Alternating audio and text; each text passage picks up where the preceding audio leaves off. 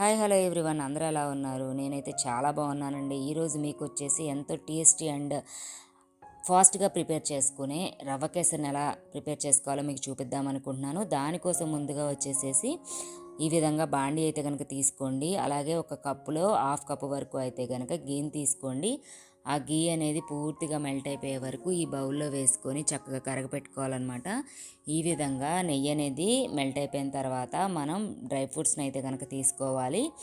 ఇవనేది మీ ఇష్టం అండి, మీరు ఏది కావాలంటే అవి తీసుకోవచ్చు. డ్రై ఫ్రూట్స్ అనేది వీటిని చక్కగా నేతిలో ఎర్రగా వేగే వరకు అయితే కనుక వేయించుకోండి. చక్కగా స్వీట్లో మంచి టేస్టీ కోసం అయితే కనుక నేను వీటిని యాడ్ చేస్తున్నాను అనమాట. చూడండి, ఈ విధంగా చక్కగా ఎర్రగా వేగిన తర్వాత వీటిని ఒక కప్లో తీసి పక్కన పెట్టేసుకోండి. అదే కప్పులో ఒక కప్పు వరకు అయితే కనుక రవ్వనైతే కనుక తీసుకొని అదే బౌల్లో వేసుకొని చక్కగా వేయించుకోవాలన్నమాట. చక్కగా ఈ నేతిలో ఎర్రగా వేగే వరకు అయితే కనుక ఈ రవ్వను మనం వేయించుకోవాలి. చూడండి, రవ్వ అనేది కలర్ చేంజ్ అవ్వడం అయితే కనుక స్టార్ట్ అయిపోయిందనమాట. ఇప్పుడు దీన్ని తీసి పక్కన పెట్టేసుకోండి. ఒక పొయ్యి మీద ఒక బౌల్ తీసుకొని ఏ కప్పుతో అయితే రవ్వ తీసుకున్నామో అదే కప్పుతో 3 కప్స్ వరకు అయితే కనుక వాటర్ యాడ్ చేసుకోండి. చక్కగా హీట్ చేసుకోండి. హీట్ చేసిన తర్వాత ఈ విధంగా బబుల్స్ రావడం అనేది స్టార్ట్ అవుతుంది కదా. ఈ కన్సిస్టెన్సీలో ఉన్నప్పుడు మనం చక్కగా 1 స్పూన్ వరకు అయితే కనుక ఇలాచీ పౌడర్ యాడ్ చేసుకోండి. అలాగే ఫుడ్ కలర్ అనేది కూడా ఒక హాఫ్ స్పూన్ వరకు అయితే కనుక యాడ్ చేసుకోవచ్చు. ఫుడ్ కలర్ అనేది ఆప్షన్ అండి, మీరు ఇష్టపడితే కనుక యాడ్ చేసుకోండి, లేదంటే కనుక అవసరం లేదనమాట. ఇది జస్ట్ మన కంటికి ఇంపుగా ఉండడం కోసం మాత్రమే నేను యాడ్ చేస్తున్నాను అనమాట. చూడండి, ఈ విధంగా ఈ రెండు యాడ్ చేసుకున్న తర్వాత వాటర్ అనేది బాగా బబుల్స్ వచ్చే వరకు అయితే కనుక ఈ విధంగా పొంగుతున్నట్లు ఉండేంత వరకు కూడా మనం వాటర్ అనేది కాచుకోవాలన్నమాట. ఇప్పుడు మనం వాటర్ అనేది హీట్ అయిపోయింది పూర్తిగా. ఇప్పుడు ఈ విధంగా హీట్ అయిన వాటర్ని మనం రవ్వ అనేది వేయించుకొని పక్కన పెట్టుకున్నాం కదా, ఆ రవ్వలో అయితే కనుక ఈ వాటర్ అనేది మిక్స్ చేసుకోవాలన్నమాట.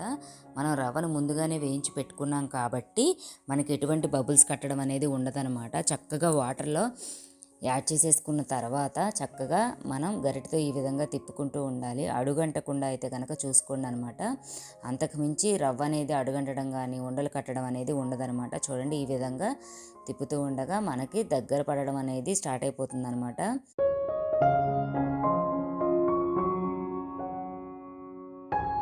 తరువాత మనం వేయించుకొని పక్కన పెట్టుకున్నాం కదా డ్రై ఫ్రూట్స్, ఆ డ్రై ఫ్రూట్స్ని కూడా యాడ్ చేసేసుకొని ఒకసారి కలుపుకోండి.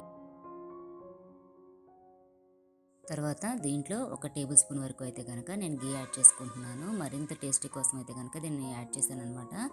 చక్కగా పూర్తిగా రవ్వలో కలిసిపోయేంత వరకు అయితే కలుపుకోండి. తర్వాత రవ్వను ఏ కప్పుతో అయితే తీసుకున్నామో అదే కప్పుతో 2 కప్స్ వరకు అయితే కనుక షుగర్ తీసుకోండి. స్వీట్ ఎక్కువ తినేవాళ్ళు అయితే కనుక ఇంకొక హాఫ్ కప్పు వరకు అయితే కనుక తీసుకోవచ్చు అనమాట. ఈ విధంగా తీసుకొని స్టవ్ అనేది లో ఫ్లేమ్లో పెట్టుకొని చక్కగా పూర్తిగా కలిసే వరకు అయితే కనుక ఈ విధంగా తిప్పుకుంటూ కలుపుకో ఉండండి.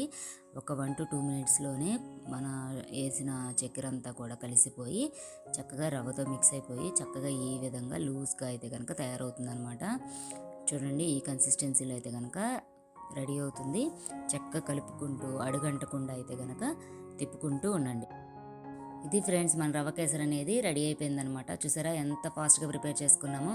కేవలం 10 నిమిషాల్లో మనం ఇదైతే కనుక ప్రిపేర్ చేసుకోవచ్చు. ఇంటికి ఎవరైనా కొత్తగా చుట్టాలు వచ్చినప్పుడు స్వీట్ పెట్టాలనుకున్నప్పుడు కానీ మన ఇంట్లో దేవుడికి ఏదైనా నైవేద్యం పెట్టాలనుకున్నప్పుడు కానీ చాలా ఫాస్ట్గా అయితే దీన్ని ప్రిపేర్ చేసుకోవచ్చు. ఈ వీడియో అనేది మీకు యూస్ఫుల్ అవుతుంది అనుకుంటున్నాను.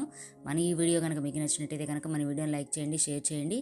కొత్తగా మన ఛానల్ ఎవరైతే చూస్తున్నారో వాళ్ళు మన ఛానల్ని సబ్స్క్రైబ్ చేసుకోవడం మాత్రం అస్సలు మిస్ అవ్వద్దు.